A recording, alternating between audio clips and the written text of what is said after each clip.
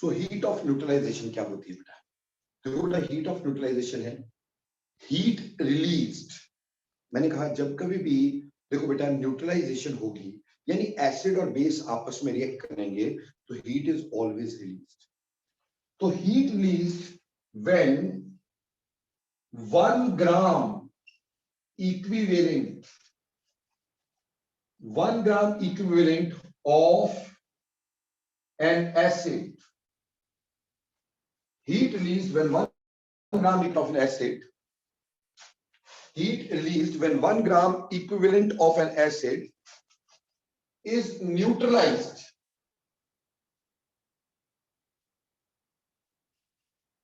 by 1 gram equivalent of a base.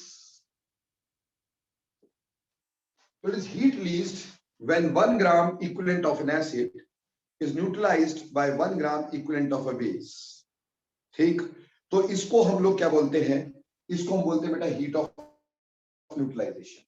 देखो बेटा अभी तक जितना भी आपने मेथड पढ़ा, ठीक, उसमें जब भी हमने किसी हीट को रिलीज करने की किसी भी चीज की बात की तो हमने बोला कि हम हीट ऑफ रिएक्शन पर मोल दिखा करते हैं, यानी 1 मोल के हिसाब से देखते हैं। जैसे कोई भी चीज आपने पढ़ी वो 1 मोल के हिसाब से ही आपने पढ़ी है, लेकिन यहां पर क्या आया कि हीट इज रिलीज्ड। तो मैंने कहा it is heat released when 1 gram equivalent of an acid is neutralised by 1 gram equivalent of a base और वाइस वर्सा। जब हम 1 ग्राम इक्विवेलेंट ऑफ एसिड को 1 ग्राम इक्विवेलेंट और बेस के साथ रिएक्ट करते हैं तो जो हीट रिलीज होती है उसको हम लोग हीट ऑफ न्यूट्रलाइजेशन कहते हैं। जैसे अभी तक जो हमने पढ़ा था उसमें हमने सिर्फ यही पढ़ा, हर बार यही पढ़ा कि 1 मोल ऑफ सब्सटेंस, लेकिन यहाँ 1 मोल ऑफ सब्सटेंस नहीं होता, यहाँ 1 ग्राम इक्विवेलेंट की बात की जाती है। 1 gram equivalent of an acid is neutralised by 1 gram equivalent of a base. बात यह आती है कि 1 ग्राम इक्विवेलेंट क्यों लिया सर, 1 मोल क्यों नहीं लिया? क्योंकि बाकी सब जगह आप 1 मोल लेते हो तो यहाँ 1 मोल क्यों नहीं लिया, यहाँ 1 ग्राम इक्विवेलेंट ही क्यों आपने लिया है? देखो it is very simple. Basically क्या है, अगर मान लो मैंने एक रिएक्शन दिया NaOH रिएक्टिंग विद HCl, ठीक है जी, और प्रोडक्ट हमारे पास बन गया NaCl और साथ में वाटर। ठीक है बच्चे लोग, अभी क्या हुआ हमारे पास, अगर हम इसकी डिस्कशन करते हैं तो यहां 1 मोल इज न्यूट्रलाइजिंग 1 मोल, यहां 1 mole of acid is neutralised by 1 mole of a base, 1 mole of acid is neutralised by 1 mole of a base. On the other hand इसी में थोड़ा सा चेंज करते हैं, से मैंने NaOH लिया, ठीक बेटे, और एसिड यहां पे H2SO4 लिया, एसिड यहां पे H2SO4 लिया। अब बेटा H2SO4 2 H देगा, NaOH 1 OH देगा, तो इसको न्यूट्रलाइज करने के लिए हमें यहां पे 2 लगाना होगा, इसको न्यूट्रलाइज करने के लिए हमें यहां पे 2 लगाना होगा। सो ऑब्वियसली अब हमारे पास बनेगा Na2SO4 plus that of 2 water. अब यहां पे आप ध्यान दोगे तो आपको यह समझ में आएगा कि बेसिकली हो क्या रहा है कि यहां पे 1 मोल of an acid is neutralized by 2 mole of base, ठीक, 1 mole is neutralized by 2 mole, ठीक। ऑन द अदर हैंड इसी में थोड़ा और चेंज लाते हैं, से मैंने यहां पे ऐसे ले लिया कैल्शियम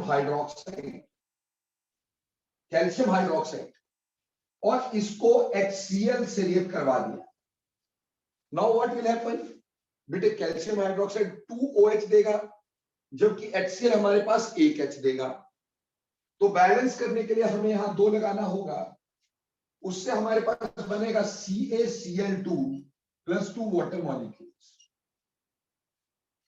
सो हुआ क्या बेटे, यहां पे 1 mole of a base is neutralised by 2 mole of an acid.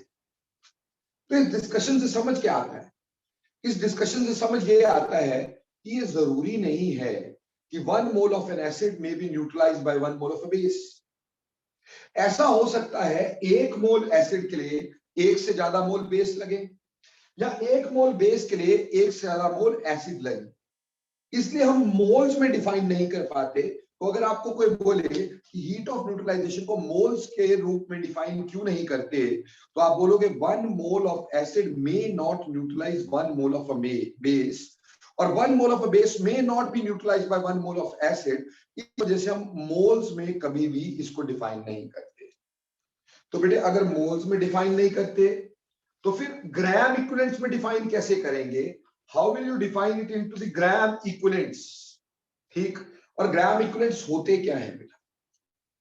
देखो बेटा, ग्राम इक्विवेलेंट्स जो होते हैं ना, वैसे तो शॉर्टकट में हम लोग ये बोलते हैं कि ग्राम इक्विवेलेंट्स जो होते हैं वो नॉर्मेलिटी इनटू वॉल्यूम होते हैं। नॉर्मेलिटी इनटू वॉल्यूम होते हैं बेटा। ठीक, नॉर्मेलिटी इनटू वॉल्यूम। क्लियर? ये ग्राम इक्विवेलेंट्स होते हैं बेटा। या हम बोले अगर यहाँ पे वॉल्यूम मिलीलीटर्स में हो, यहां अगर लीटर में हो तो ग्राम इक्विवेलेंट होंगे, लेकिन अगर वॉल्यूम मिलीलीटर में हो, मिलीलीटर में हो तो बेटा उसको मिली इक्विवेलेंट्स का नाम देते हैं। Then it is called as milliequivalents. ठीक है जी। अगर हमारे पास वॉल्यूम लीटर में है तो हम उसको ग्राम इक्विवेलेंट बोलते हैं। वॉल्यूम अगर मिलीलीटर में है तो उसको मिली इक्विवेलेंट्स बोलते हैं बच्चों। ठीक, हम ऐसे निकाल सकते हैं। पर वैसे ग्राम इक्विवेलेंट्स का मतलब क्या है बेटा? ग्राम इक्विवेलेंट्स का मतलब है given weight by equivalent weight. Given weight by equivalent weight. जैसे मैं कुछ चीजों के ग्राम इक्विवेलेंट निकाल के तुम्हें समझाता हूं ताकि आपको क्लियर हो सके। मान लो HCl है, HCl के ग्राम इक्विवेलेंट को निकालना है। तो मैंने कहा कि इसका मतलब है given weight upon equivalent weight, वो ग्राम इक्विवेलेंट होता है। 1 इक्विवेलेंट की अगर बात करें तो यहां पे हम हमेशा इक्विवेलेंट वेट कैसे निकालते हैं बेटे?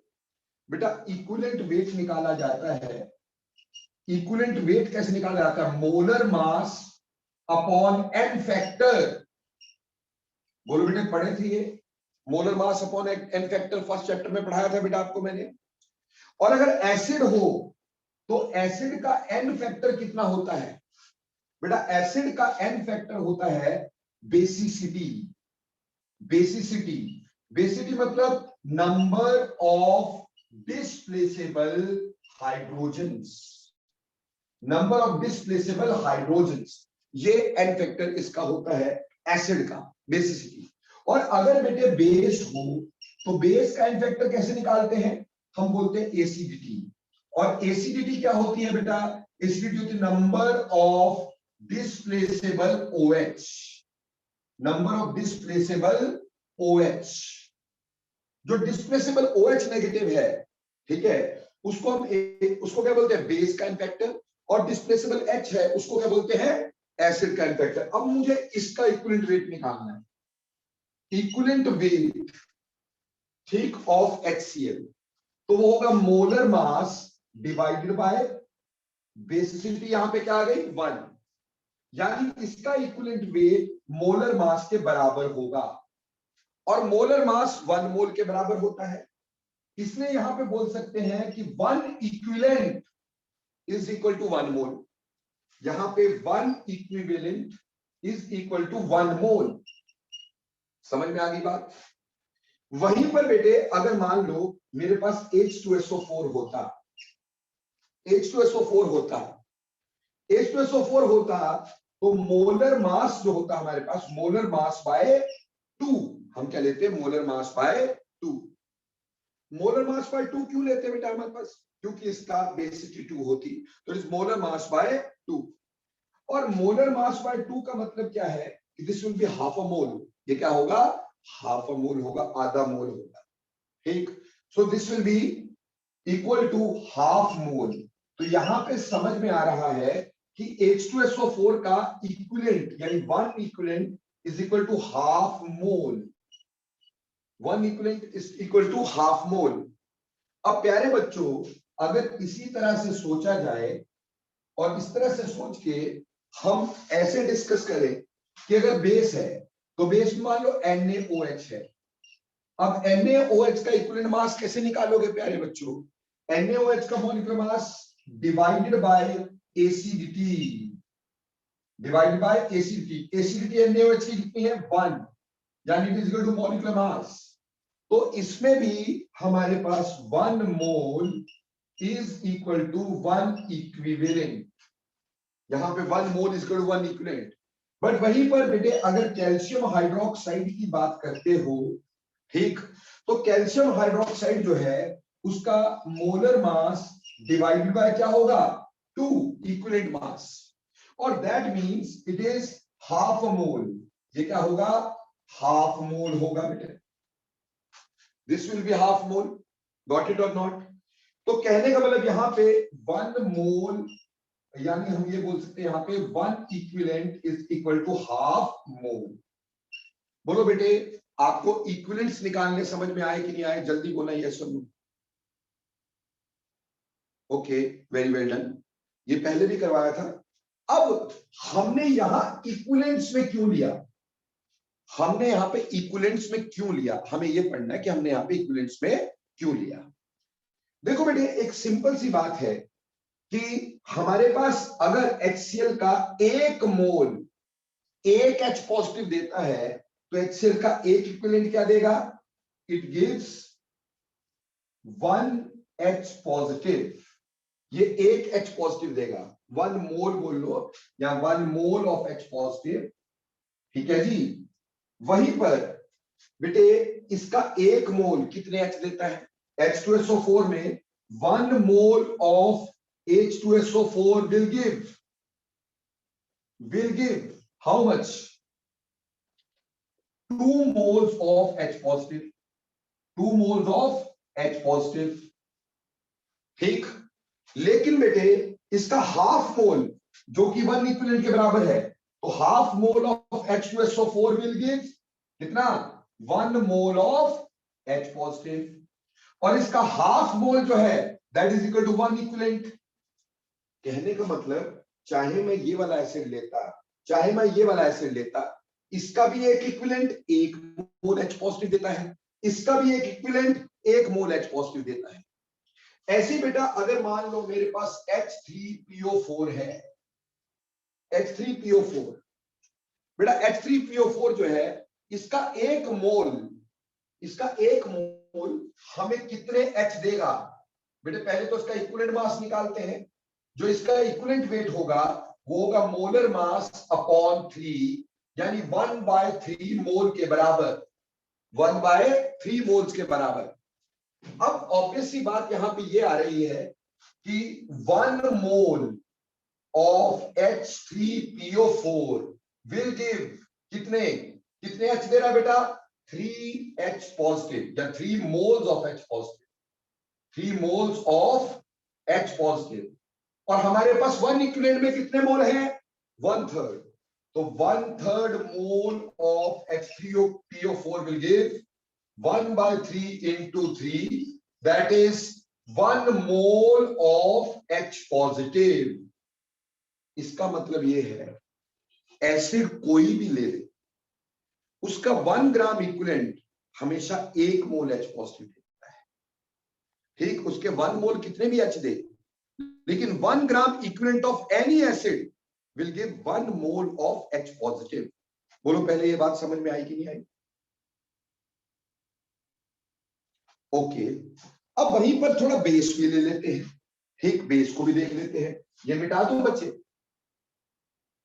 अब ये देखो, अगर मैं इसको मिटाता हूं और यहां लिखता हूं, कोई बेस ले लेते हैं, मान लो NaOH लिया।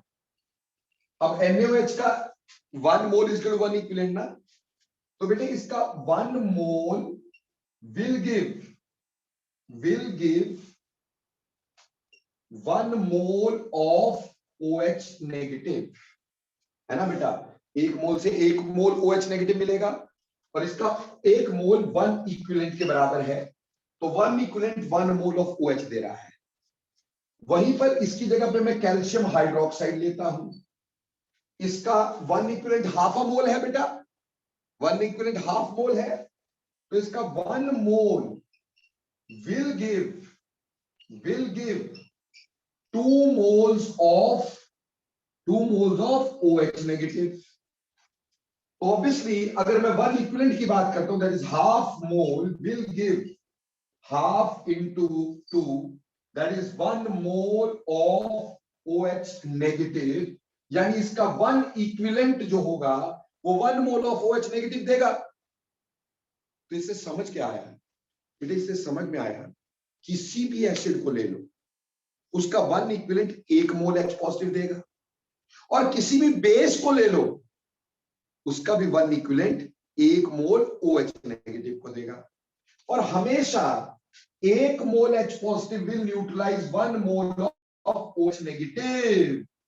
ठीक, हमेशा 1 mole H positive 1 mole OH negative को न्यूट्रलाइज कर देता है। इसलिए 1 gram equivalent of any acid will neutralize 1 gram equivalent of any base irrespective to the nature of base। बात समझ में आई कि नहीं आई? यानी अगर आपसे यह पूछा जाए कि हीट ऑफ न्यूट्रलाइजेशन में ग्राम इक्विवेलेंट्स क्यों लिए जाते हैं, मोल्स क्यों नहीं लिए जाते, तो पूरी डिस्कशन क्या लिखोगे?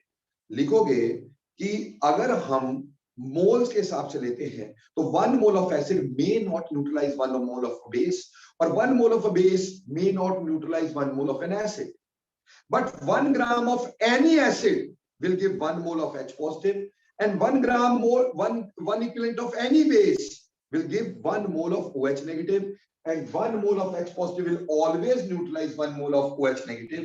Hence 1 gram equivalent या 1 equivalent of any acid will neutralize 1 equivalent of any base. So it is better to write it in equivalents or gram equivalents. Am I clear? तो ऐसे हम इसको इक्विवेलेंट्स में लेते हैं, इसकी डेफिनेशन को इक्विवेलेंट्स में लेते हैं। तो उम्मीद करता हूं सारी बात ये समझ में आ गई कि हम इक्विवेलेंट्स में इसको क्यों लेते हैं। ठीक है जी, चलो अब हम आगे चलते हैं इससे। ये तो हो गई डेफिनेशन, डेफिनेशन के बारे में क्लियर किया कि डेफिनेशन में 1 ग्राम इक्विवेलेंट क्यों लिया, या डेफिनेशन में ऐसा क्यों लिया गया। ठीक, चलो इससे थोड़ी आगे चलो।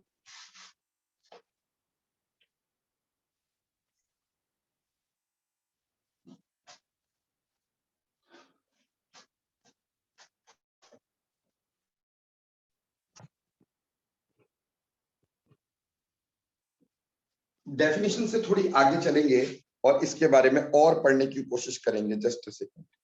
ठीक, अब देखो बेटे अगली बात हमें क्या पढ़नी है इसमें। अगली बात हमें ये पढ़नी है, देखो बेटे मान लो हमारे पास जब भी H पॉजिटिव OH नेगेटिव से जुड़ता है और वाटर बनाता है, तो बेटे जब भी बॉन्ड बनता है हीट इज ऑलवेज रिलीज्ड और not? Heat is always released. इस वजह से यहां पे जो डेल्टा H है यानी हीट रिलीज है वो -57.3 किलो जूल होती है। जब 1 mole H positive 1 mole OH negative के साथ जुड़ता है तो हमारा डेल्टा H हमेशा -57.3 किलो जूल होता है।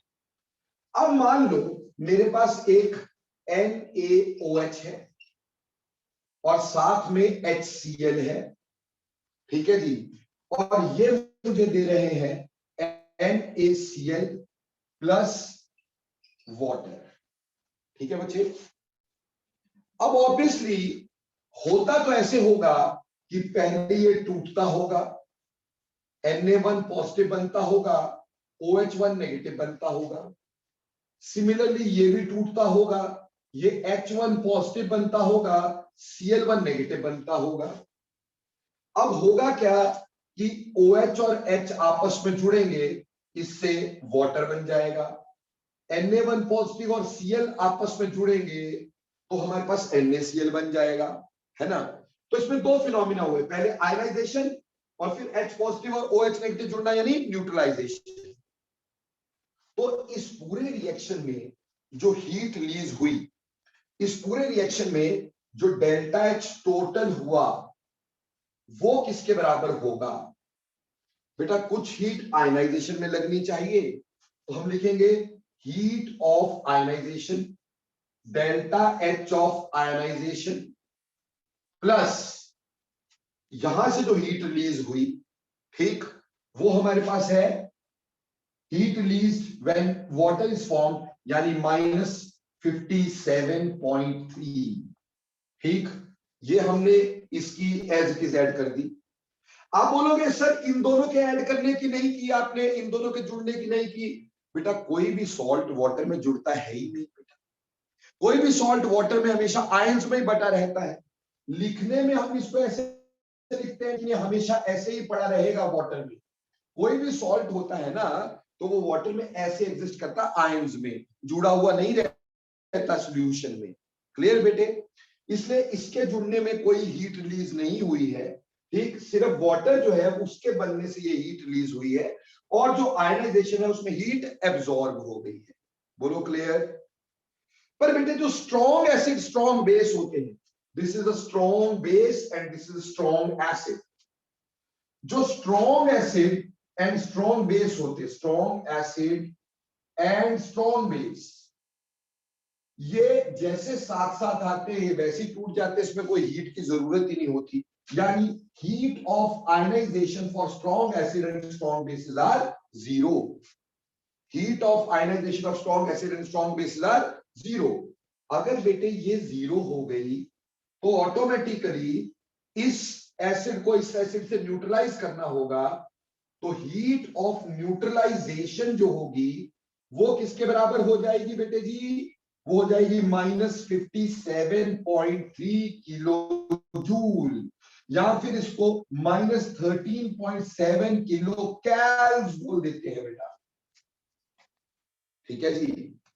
तो यहां से एक सिंपल बात समझ में आती है, हम कहते हैं कि heat of neutralization, heat of neutralization of strong acids with strong base, with strong base is always equal to -57.3 kilojoule. ठीक, अब इसमें प्यारे बच्चों हमें क्वेश्चन बनेगा, इसमें हमारा क्वेश्चन बनेगा, और क्वेश्चन क्या बनेगा बेटे? इसमें का क्वेश्चन कि heat of neutralization of strong acid and strong base हमेशा -57.3 ही क्यों होती है? Why it is always -57.3? तो आप क्या आंसर दोगे बेटे? आप आंसर दोगे कि strong acid and strong base में heat of ionization is zero. Heat of ionization is zero, उसके आयनाइजेशन में कोई हीट नहीं लगती। और बेटे अगर उसकी आयनाइजेशन में कोई हीट नहीं लगी, अगर स्ट्रॉन्ग एसिड स्ट्रॉन्ग बेस की आयनाइजेशन में कोई हीट नहीं लगी, तो ऑब्वियसली जो वाटर के जुड़ने से हीट रिलीज हुई सिर्फ वही हीट ऑफ न्यूट्रलाइजेशन होगी। इसलिए heat of neutralization of strong acid and strong base is always -57.3। बोलो बेटे क्लियर हुआ कि नहीं हुआ? जल्दी लिखना है sir, why heat of ionization is zero for strong acid and strong base. Okay, देखो बेटे नितिन ने पूछा है कि sir strong acid strong base जो होते हैं उसमें हीट ऑफ आयनाइजेशन जीरो क्यों होती है? बेटा स्ट्रॉन्ग एसिड स्ट्रॉन्ग बेस जो होते हैं वो बड़ी आसानी से एसिड बेस की प्रेजेंस में, बेस एसिड की प्रेजेंस में टूट जाता है, हमें उसको कोई एनर्जी नहीं देनी पड़ती। ठीक, लेकिन अगर वीक एसिड वीक बेस होते हैं तो बेटा उसको तोड़ने के लिए हमें एनर्जी देनी पड़ती है। वीक बोलते ही उसको है बेटा जिसको तोड़ने के लिए हमें एनर्जी देनी पड़े। स्ट्रॉन्ग एसिड स्ट्रॉन्ग बेस बोलते ही उसको है जिसको आयनाइज करने के लिए हमें एनर्जी नहीं देनी पड़े। हाँ, आपका क्वेश्चन ये जरूर हो सकता है कि सर ये स्ट्रॉन्ग एसिड स्ट्रॉन्ग बेस कौन से होते हैं, वीक एसिड वीक बेस कौन से होते हैं? देखो बेटे, कोई भी इनऑर्गेनिक एसिड और इनऑर्गेनिक बेस जनरली स्ट्रॉन्ग होता है, जनरली स्ट्रॉन्ग होता है। और जो ऑर्गेनिक एसिड्स होते हैं जैसे एसिटिक एसिड, फॉर्मिक एसिड, ये वीक होते हैं। लेकिन मैं आपको एक शॉर्टकट बताता हूँ। ऐसे तो अभी इक्विलिब्रियम में सारा पता चलेगा, स्ट्रॉन्ग कौन वीक कौन, ठीक, अगला टॉपिक है इक्विलिब्रियम, तो वो सारा पता चल जाएगा स्ट्रॉन्ग कौन वीक कौन। बट एक सिंपल सी बात, किसी भी जगह पे कार्बन हाइड्रोजन इकट्ठा देखो ना, समझ लेना वीक एसिड है। क्या बोला? किसी भी जगह पे कार्बन हाइड्रोजन इकट्ठा देख लो ना जुड़ा हुआ, समझ लेना वीक एसिड है। ठीक है जी, समझ लेना वीक एसिड है।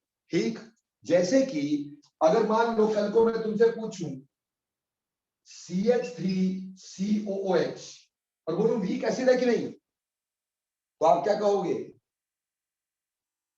वीक एसिड बोलोगे, क्योंकि कार्बन हाइड्रोजन इकट्ठा है।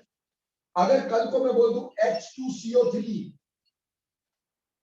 क्या ये वीक एसिड है कि स्ट्रॉन्ग? वीक एसिड हो गया, है ना। अगर कल को मैं ऐसा बोल दूं आपके पास से HCl, वीक की स्ट्रॉन्ग? वीक हो गया। अगर मैं ऐसा बोल दूं HCl, वीक की स्ट्रॉन्ग? स्ट्रॉन्ग, क्योंकि अब कार्बन नहीं है, ये क्लोरीन है। तो जहां हाइड्रोजन और कार्बन इकट्ठे दिखाई दे जाए ना, कि शॉर्टकट है पुत्र मेरा। ठीक, जहां कार्बन हाइड्रोजन इकट्ठे दिखाई दे जाए ना, वो तो समझ लेना वीक है मेरे दोस्त। और जितने भी इनऑर्गेनिक एसिड्स होते हैं, HCl, H2SO4, ठीक, H3PO4, HNO3, ठीक, ये सारे स्ट्रॉन्ग एसिड होते हैं। जितने भी इनऑर्गेनिक बेस, एस ब्लॉक के हाइड्रोक्साइड्स, एस ब्लॉक के हाइड्रोक्साइड, सिवाय लिथियम हाइड्रोक्साइड, सिवाय lithium hydroxide, NaOH, KOH, CSOH, ये सारे, मैग्नीशियम हाइड्रोक्साइड, ये सारे क्या है? स्ट्रॉन्ग बेसिस है। बोलो क्लियर?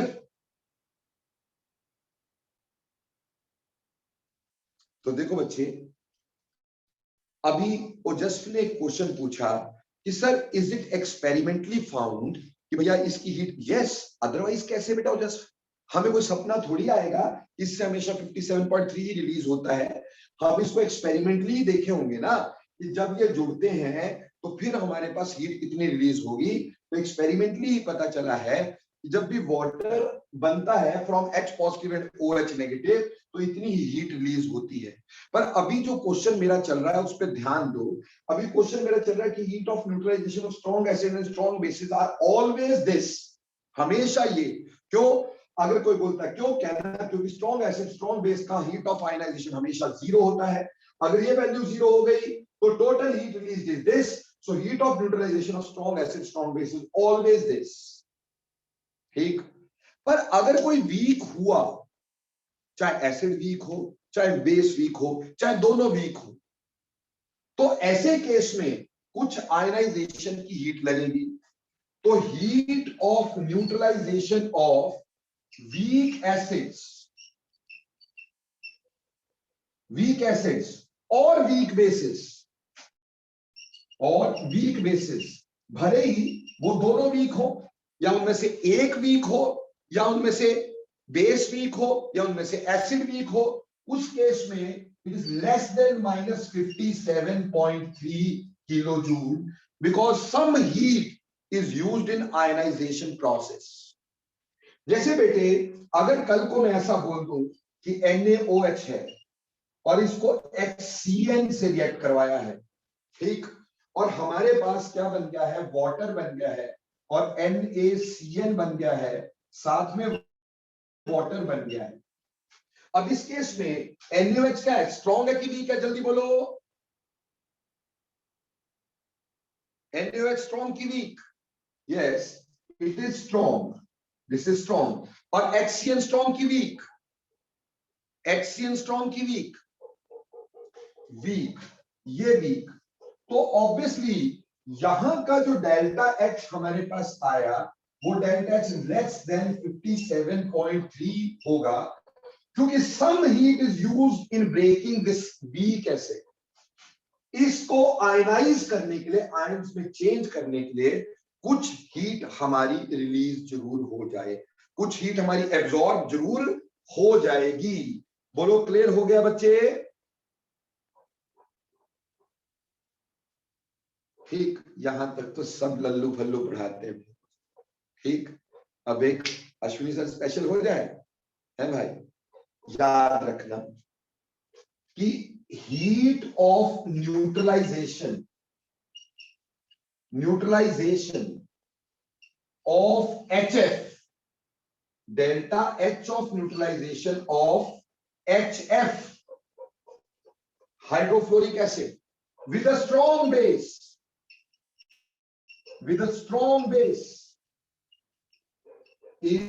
is -68 kilo joules. प्यारे बच्चों, कभी किससे पूछना कि क्या स्ट्रॉन्ग एसिड स्ट्रॉन्ग बेस की हीट ऑफ न्यूट्रलाइजेशन 57.3 से ज्यादा हो सकती है, तो जवाब मिलेगा नो।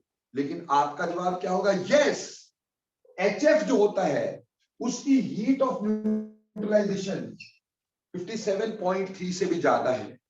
ऑब्वियसली मन में गुदगुदी होगी कि ऐसा क्यों होता है सर।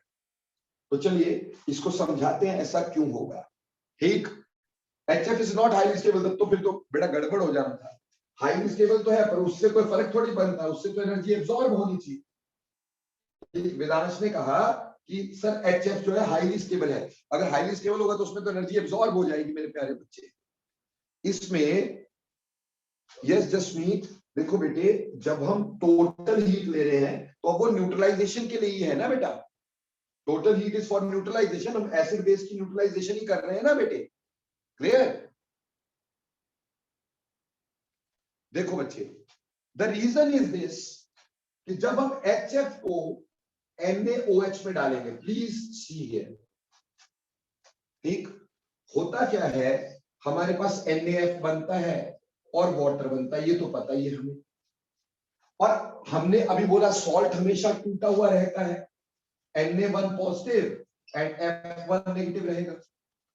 बेटा F1 negative is very small, और जो स्मॉल होता है उसके आसपास वाटर ज्यादा इकट्ठा हो जाता है, जिसको हमने पहले भी एक बार पढ़ा, हाइड्रेशन।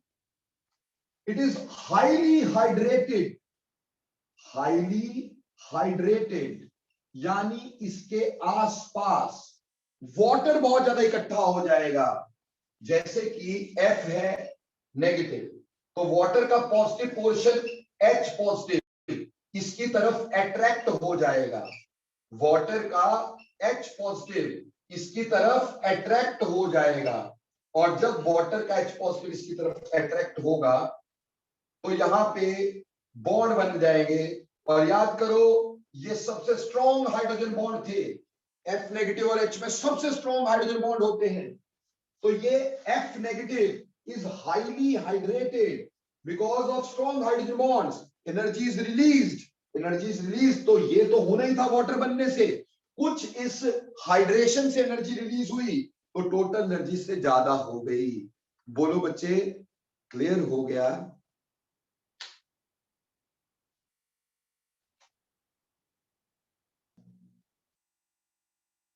बेटे पेपर में अभी तक क्वेश्चन क्या क्या बनेंगे, इसमें से सबसे पहले आएगा हीट ऑफ न्यूट्रलाइजेशन डिफाइन करो, डिफाइन कर सकते हो।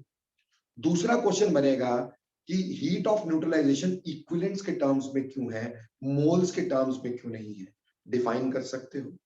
ठीक, उसके बाद heat of neutralization of strong acid strong base हमेशा 57.3 ही क्यों होती है, आप एक्सप्लेन कर सकते हो।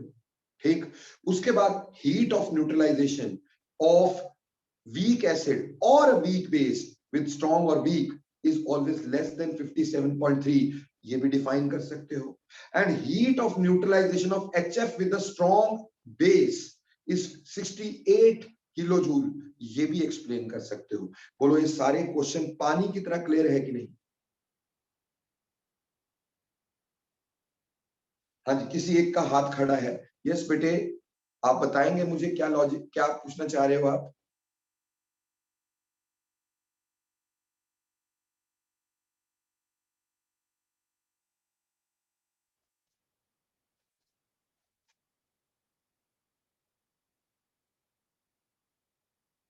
तो मुझे लगता नहीं है, बाय मिस्टेक। ओके ओके ठीक है।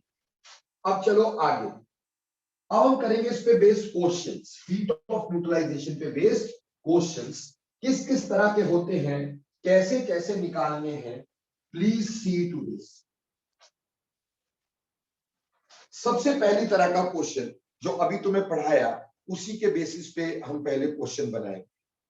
देखो बेटे, हमें बोला कि heat of neutralization neutralization of acetic acid with NaOH is minus 55.1 kilojoule. Minus 55.1 kilojoule. Find heat of ionization. Find heat of ionization of acetic acid. हमें एसिटिक एसिड की heat of ionization निकालनी है. ठीक, हमें इसकी न्यूट्रलाइजेशन की heat दी है. देखो बेटे, हम ये तो जानते थे कि डेल्टा एच टोटल जो होगा वो दो चीजों के बराबर होगा. वो दो चीजें क्या? Heat of ionization plus -57.3. ये तो पता ही था अपने को, ठीक है ना, ये भी करवा ही दिया था सर. अब बेटे यहां पे टोटल हीट जो है वो है 55.1. यहां पे टोटल हीट कितनी है? 55.1 है ना बेटा, टोटल जो न्यूट्रलाइजेशन की है. और हमें हीट ऑफ आयनाइजेशन निकालनी थी. -57.3 यहां पे आ गया. तो डेल्टा एच ऑफ आयनाइजेशन कितना निकला प्यारे बच्चों? -55.1. और ये इधर जाके क्या हो जाएगा? प्लस का 57.3. तो आंसर सॉल्व करके आ जाएगा कि नहीं आ जाएगा बच्चे? प्लस में आंसर आएगा कि नहीं? Yes, it is 2.2 किलोजूल्स. तो बोलो पहला क्वेश्चन समझ में आया कि नहीं आया? इसी क्वेश्चन को ऐसे भी दिया हो सकता है. हमें दिया हो सकता है कि heat of ionization of HF rather HCN, heat of ionization of HCN with NaOH. Heat of ionization of HCN with NaOH is, heat of ionization of HCN is 6.7 kilojoule. Find its heat of neutralization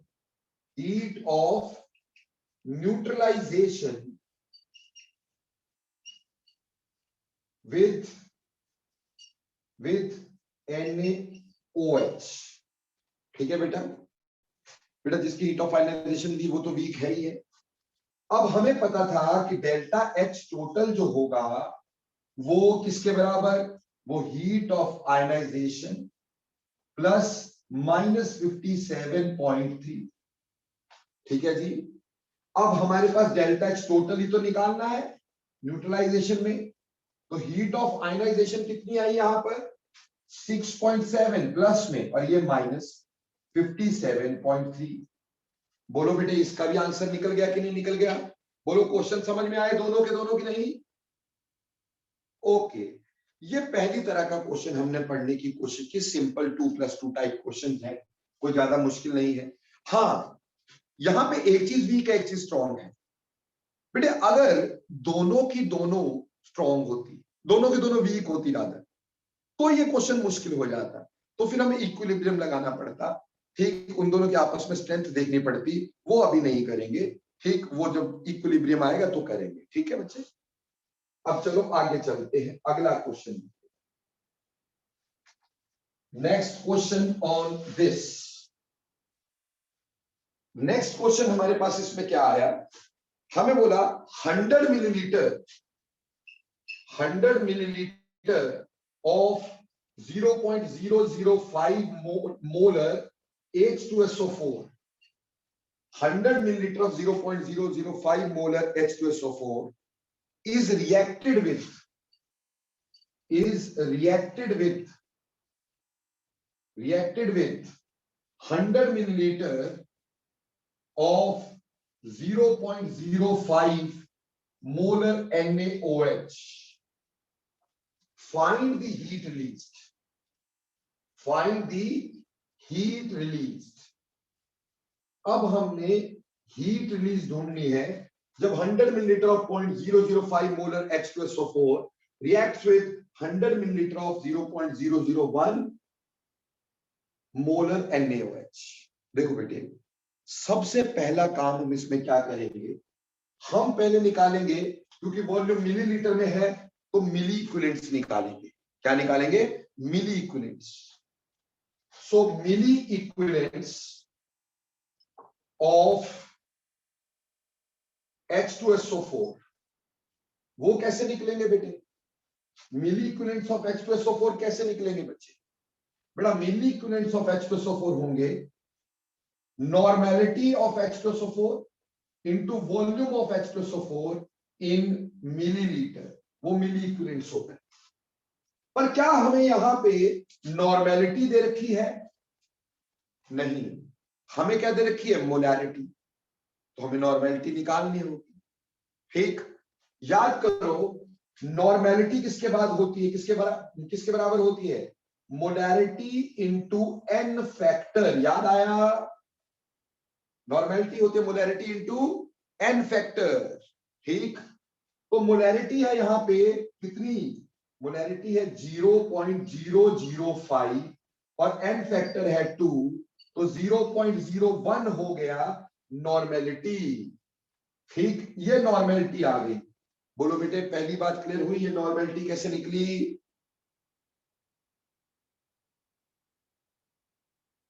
okay, अब हमने निकालना था मिली equivalents.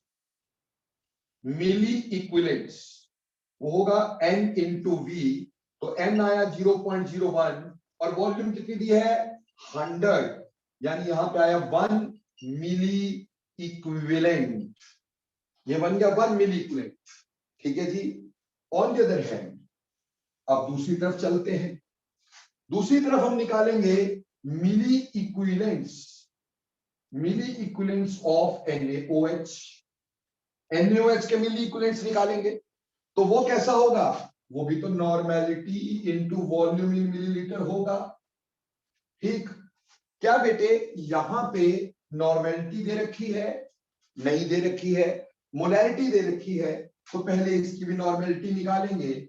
वो आएगा molarity 0.05 और N factor क्या है यहां पर?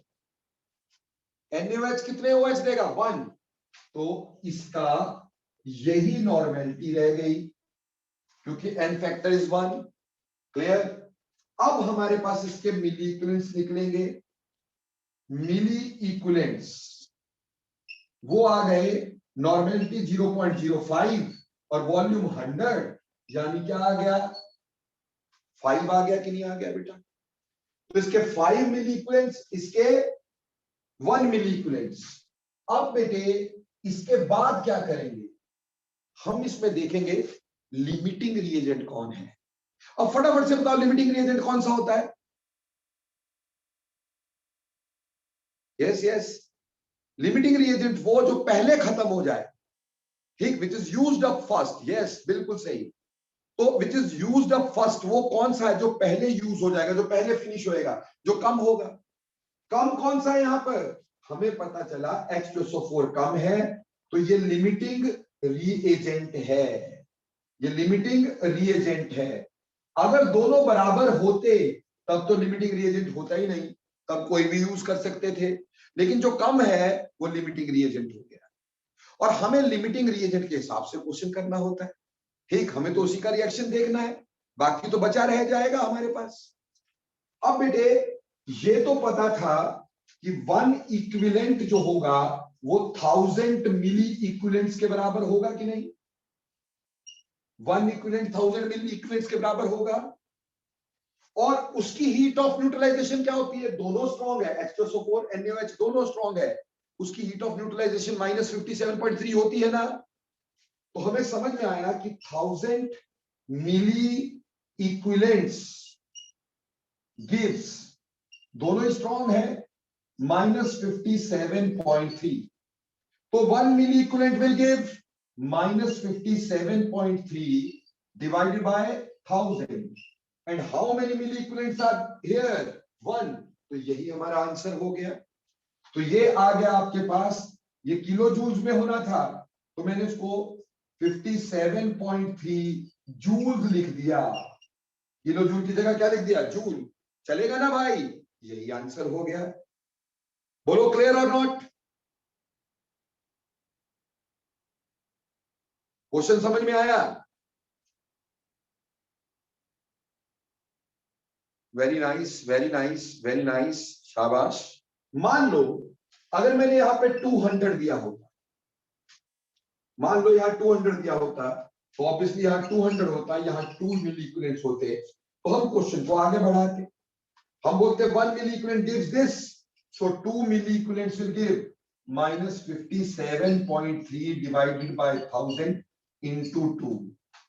ठीक, यानी इसमें ऐसे क्वेश्चन में जब भी कभी ऐसा दिया होगा, क्या करोगे? पहले मिली इक्विवेलेंट एसिड के निकालोगे, फिर मिली इक्विवेलेंट बेस के निकालोगे। दोनों निकालने के बाद देखोगे कम कौन से हैं, जो कम है वो लिमिटिंग रिएजेंट है, उसको पकड़ के क्वेश्चन करेंगे, दूसरे को पकड़ना नहीं है। और हमें पता 1000 से इतनी होगी, एक से कितनी होगी, जितने मिली इक्विवेलेंट होंगे उससे कितनी होगी। बोलो बेटे, क्या हम क्वेश्चन निकाल सकेंगे यहाँ पे?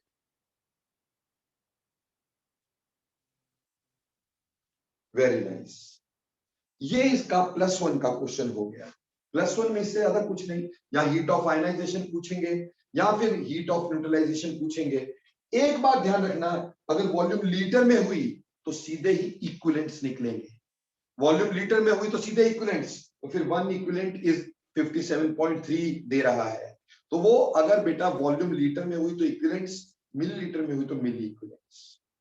अब कंपटीशन में इसके कैसे कैसे क्वेश्चन आते हैं, चलिए कंपटीशन के क्वेश्चन देखते हैं, ताकि हमें समझ में आ सके कि ये पूरी तरह से कैसे सॉल्व होता है, इसके कंपटीशंस के क्वेश्चंस। ठीक, कंपटीशन का पहला क्वेश्चन देखेंगे। क्वेश्चन नंबर 1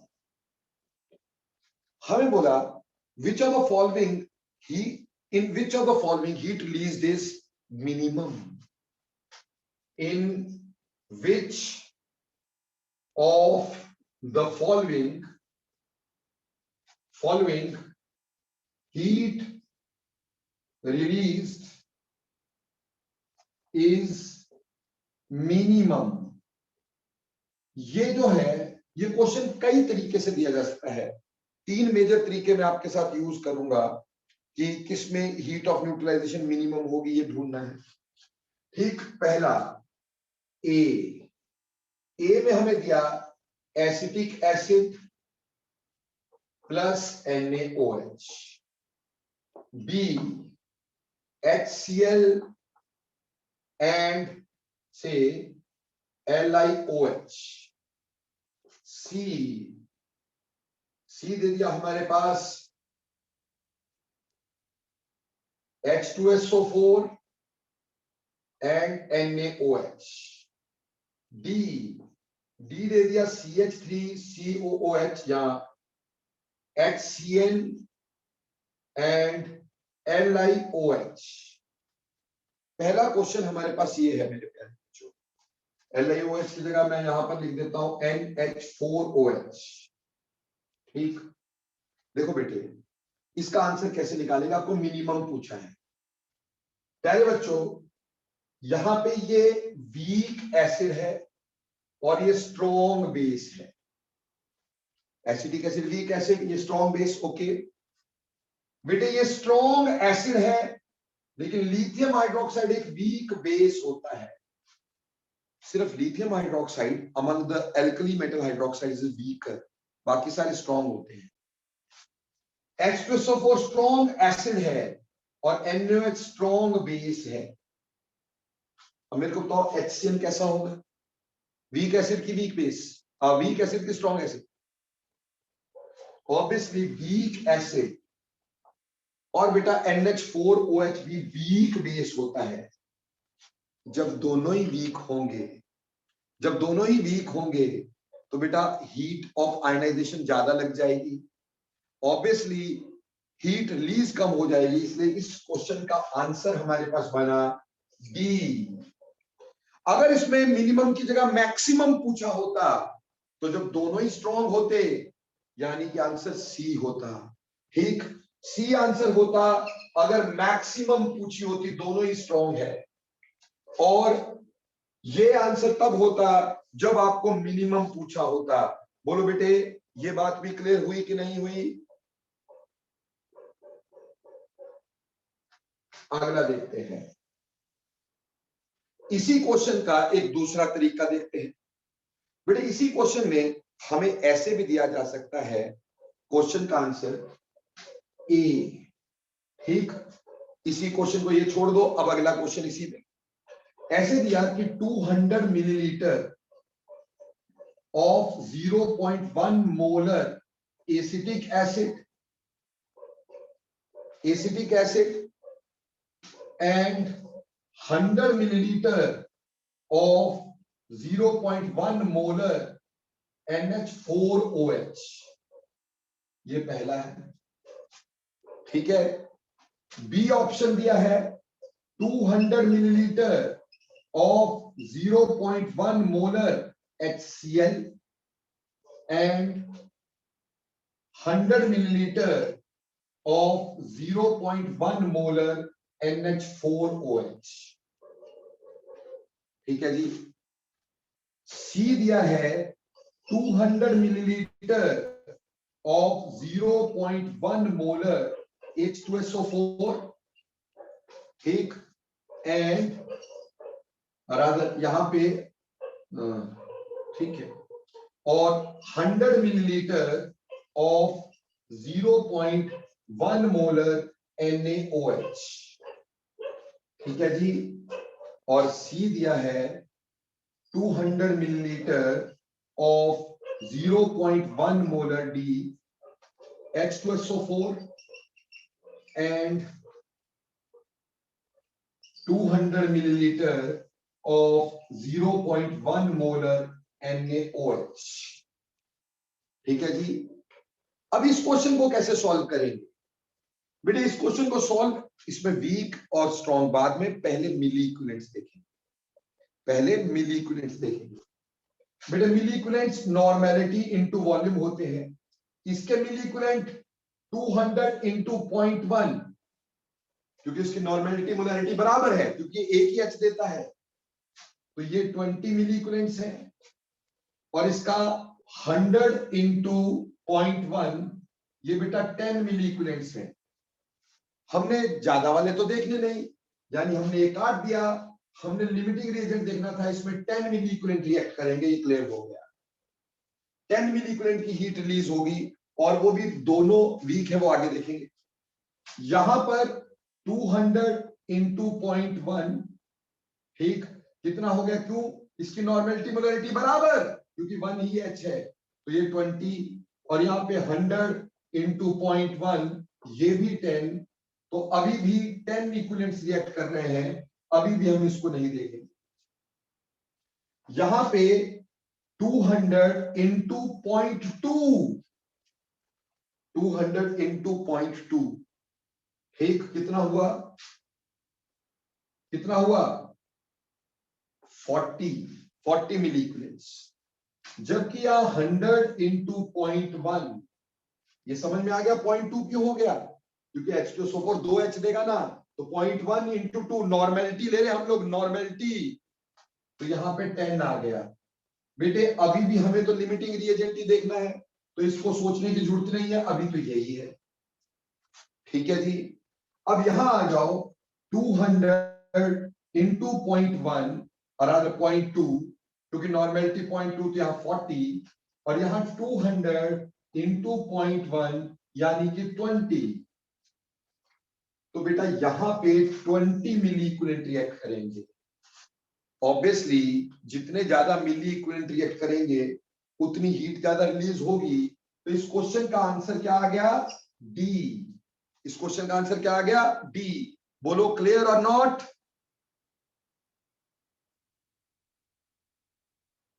जल्दी जल्दी बोलो बेटा, क्लियर और not? Okay, very nice, very nice. पर मान लो ये ऑप्शन ही नहीं दिया। इस ऑप्शन को थोड़ी देर के लिए दिमाग से निकाल दो। बोला ये ऑप्शन ही नहीं गिवन है, अब यहां पे भी 10 है, यहां पे भी 10 है, यहां पे भी 10 है। अब क्या, जब बराबर हो तो अब हम देखेंगे नेचर क्या है। ये वीक एसिड, ये वीक बेस, ठीक, ये स्ट्रॉन्ग एसिड और ये वीक बेस, और ये स्ट्रॉन्ग एसिड स्ट्रॉन्ग बेस, तो आंसर हमारे पास सी हो जाता। अगर मिली इक्विवेलेंट बराबर होते तो आप नेचर देख लेते। मान लो इन चारों ऑप्शन में बोलते कि अरेंज करो किसकी हीट ज्यादा रिलीज होगी, इसका ऑर्डर अरेंज करो। बेटा सबसे ज्यादा होती है डी की, क्योंकि उसमें मिली इक्विवेलेंट ज्यादा थे, उसमें मिली इक्विवेलेंट्स ज्यादा थे, तो सबसे ज्यादा डी की होती। उसके बाद सी की। अब मिली इक्विवेलेंट्स बराबर है तो ये दोनों स्ट्रॉन्ग है, तो सी की। अगर मान लो हमारे पास आगे में देखें तो एक स्ट्रॉन्ग है एक वीक, वो दोनों वीक है, तो एक तो कम से कम स्ट्रॉन्ग है, तो फिर बी, और फिर लास्ट में सबसे कम किसकी होती, ए की। बोलो ये क्वेश्चन समझ में आया कि नहीं आया, जल्दी बोलना यस और नो।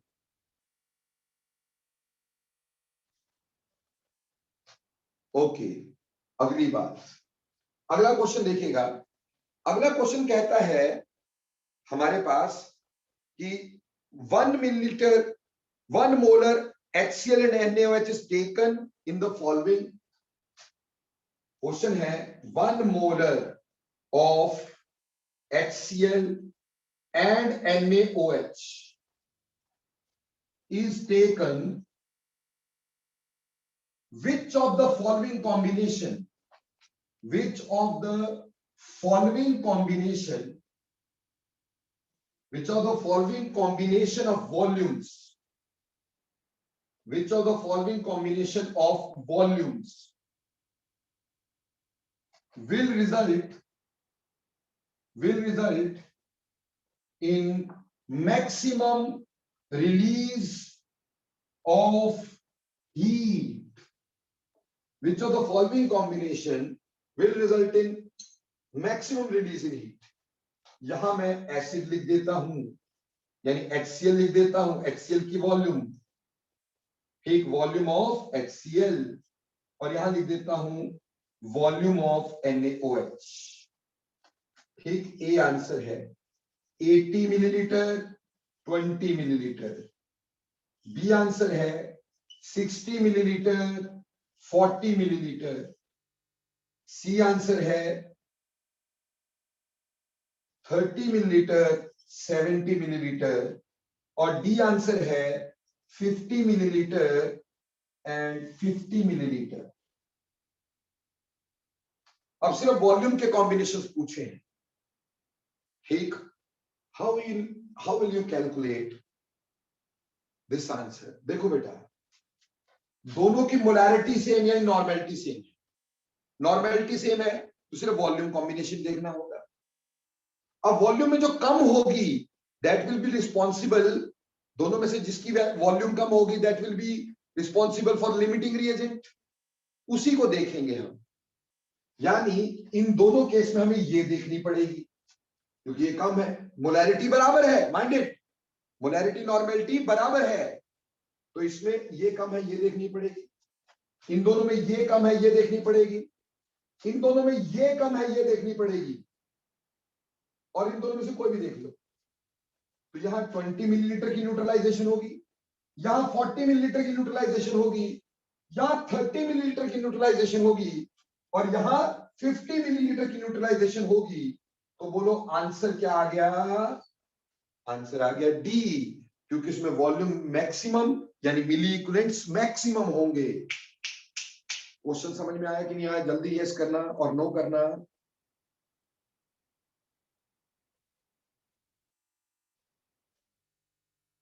ओजस क्या समझ नहीं आया भाई? देखो भाई, मोलैरिटी सेम है तो फिर वॉल्यूम पे डिपेंड कर गया। अब जिसकी वॉल्यूम कम है, मनसुख देख ले बेटे, मोलैरिटी सेम है तो मोलैरिटी पे डिपेंड नहीं करेगा, इस पे डिपेंड करेगा वॉल्यूम पे। पर वॉल्यूम उसकी लेंगे जो कम होगी, क्योंकि वही तो मिली इक्विवेलेंट्स देगा ना कम से कम। अगर मैं इसके HCl के मिली इक्विवेलेंट निकालता तो 80 into 1 होता, 80 into 1 यानी 80 मिली इक्विवेलेंट्स, और इसके 20 into 1 क्योंकि दोनों की 1 मोलर है तो इसके 20 मिली इक्विवेलेंट, तो ये होता कि नहीं आपका लिमिटिंग रिएजेंट। ठीक, तो जिसकी वॉल्यूम कम वाली होगी वो लिमिटिंग रिएजेंट उसी को देखना, दूसरे को नहीं देखना।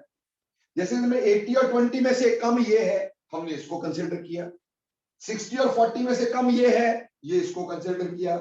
30 और 70 में से कम ये है, इसको कंसीडर किया।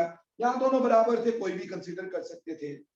यानी यहाँ पे 20 मिली लीटर रिएक्ट करेंगे, यहाँ 40 करेंगे, यहाँ 30 करेंगे, लेकिन यहाँ 50 करेंगे। तो सबसे ज्यादा कहां रिएक्ट करेंगे भाई? 50 में करेंगे ना बेटा, है ना? इसलिए आंसर क्या आएगा बेटे? 50 मिलीलीटर वाला आंसर आएगा। पर ये तभी पॉसिबल है अगर दोनों की मोलैरिटीज नॉर्मेलिटीज बराबर दी गई हो। दोनों की नॉर्मेलिटी बराबर दी हो तो ऐसे, अगर नहीं दी हो तब बेटा N into V पहले इक्विवेलेंट्स निकालना, जैसे ऊपर किया था। बोलो तीनों क्वेश्चन समझ में आए कि नहीं आए? जल्दी बोलना यस और नो।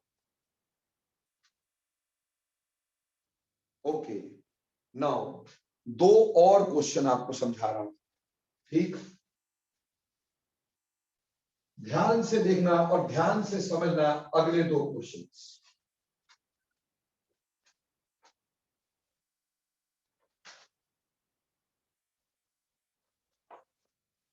ये दो क्वेश्चन इकट्ठे करवा रहा हूं, ठीक? क्वेश्चन देखना।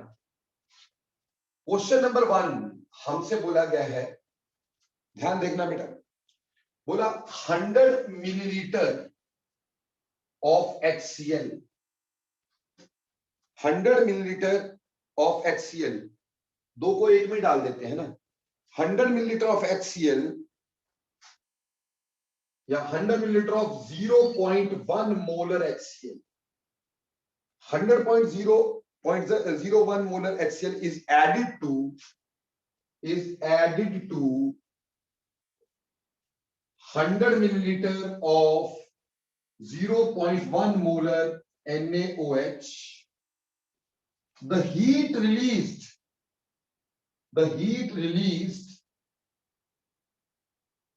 is Q1 and temperature rise of mixture is T1. ठीक, the experiment is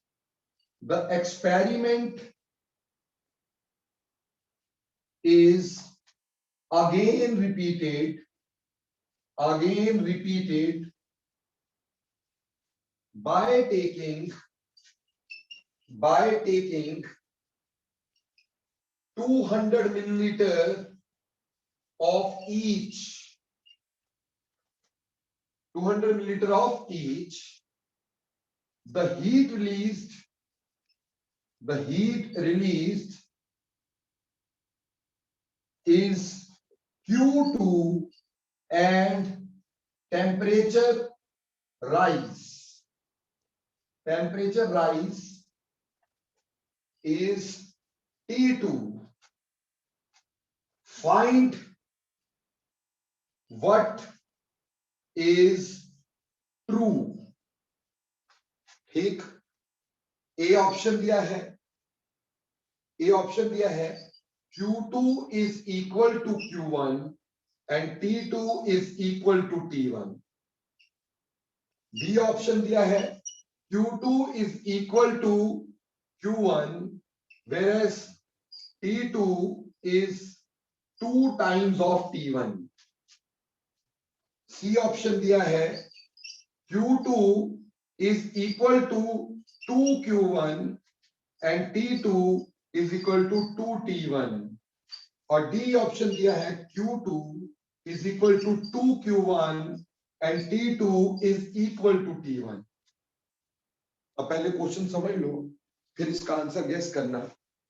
मैंने ना 100 मिलीलीटर 0.1 मोलर HCl और 100 मिलीलीटर 0.1 मोलर NaOH लिया था और उसको एक परख नली में डाल दिया, दोनों को मिक्स किया, तो जब ये रिएक्ट करेंगे न्यूट्रलाइजेशन होगी, हीट रिलीज होगी।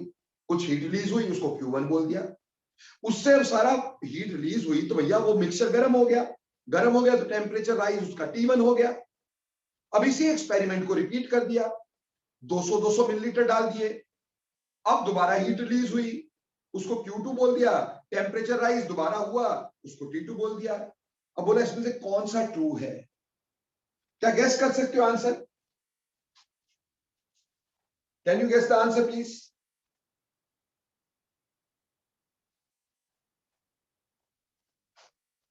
बहुत अच्छे बच्चे नितिन, शाबाश बेटा। आर्यन वेरी गुड बेटा। नितिन यू आर राइट बेटा। Aryan you are also right, very nice बेटे। पंकज गलत है बेटा, विदांश गलत है बेटा, जयदित्य गलत हो गया। अब ध्यान से सुनो, ध्यान से सुनो, बस हो गया, ध्यान से सुनना। देखो बेटा, सबसे पहली बात, अगर हम पहले केस में HCl और NaOH लेते हैं, केस 1 देखते हैं, केस 1, इसमें मिली इक्विवेलेंट होंगे 100 इंटू 0.1 इसके यानी 10 मिली इक्विवेलेंट, और 100 इंटू 0.1 इसके यानी 10 मिली इक्विवेलेंट्स। यहां पे 10 मिली इक्विवेलेंट्स रिएक्ट कर रहे हैं। केस 2, केस 2, यहां पे 200 इंटू 0.1 यानी 20, इधर 200 इंटू 0.1 यानी 20, यानी जितने मिली इक्विवेलेंट इधर रिएक्ट कर रहे हैं उससे डबल इधर रिएक्ट कर रहे हैं, तो ऑब्वियसली हीट रिलीज भी डबल होगी। जितने इक्विवेलेंट रिएक्ट करेंगे उससे डबल करेंगे तो हीट रिलीज तो डबल होगी, होगी कि नहीं? होगी ना। इसलिए ये तो पक्का है कि हीट रिलीज डबल होगी। इस वजह से ना तो ये आंसर हो सकता है ना ये आंसर हो सकता है। ये पक्का है कि हीट रिलीज डबल होनी चाहिए थी क्योंकि डबल इक्विवेलेंट्स रिएक्ट कर रहे थे। इन दोनों में से आंसर होगा। अगली बात बेटा, हीट रिलीज डबल होगी, लेकिन बेटा पहले वॉल्यूम था 100 प्लस 100 200, अब वॉल्यूम है 200 प्लस 200 400। अगर हीट रिलीज डबल हुई है तो वॉल्यूम भी तो डबल हो गया है, इसलिए टेम्परेचर राइज सेम रहेगा, क्योंकि यहां पे टोटल वॉल्यूम 100 प्लस 100 200 हुई थी, 100 इसका 100 इसका, और यहां 200 प्लस 200 400। अगर बेटे हीट रिलीज डबल हुई है तो वॉल्यूम भी तो डबल हो गया है, और अगर हीट रिलीज डबल है वॉल्यूम भी डबल है तो बेटा टेम्परेचर राइज तो सेम रहेगा ना भाई। ठीक, एक कप चाय बनाने के लिए जितना टेम्परेचर लगेगा 2 कप के लिए उससे डबल ही तो लगेगा ना बेटा, पर टेम्परेचर उतना ही रहेगा कि नहीं? हीट डबल लगेगी और टेम्परेचर तो उतना ही रहेगा कि नहीं, है ना? तो इस वजह से आंसर मस्ट बी डी, जो कि 2-3 बच्चों ने आंसर दे दिया था। Very nice. बोलो बेटा, सारे बच्चों को समझ में आया ये क्वेश्चन?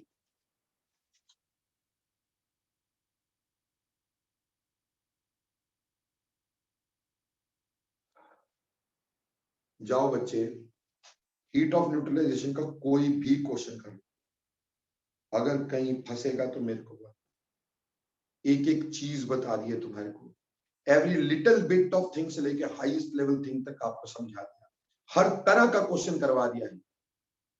एक this is called as Ashwini sir teaching, है ना? ऐसे नहीं। इसने मुझसे सर टेम्परेचर वाली बात दोबारा से बता देना। अरे भाई, हीट रिलीज डबल हो गई, ओके, पहले मान लो 10, ठीक, 10 किलो जूल हीट निकली थी, बाद में 20 निकल गई मान लो, पर टेम्परेचर भी, अगर हमारा वॉल्यूम भी तो डबल हो गया। अगर 10 को 10 हीट करती थी, अब 20 को 20 हीट करेगी तो टेम्परेचर राइज बराबर रहेगा कि नहीं? अगर वॉल्यूम डबल हो गया तो हीट रिलीज भी डबल हो गई, तो टेम्परेचर तो सेम ही रहेगा, इसलिए temperature will remain same in this. Clear हो गया कि नहीं?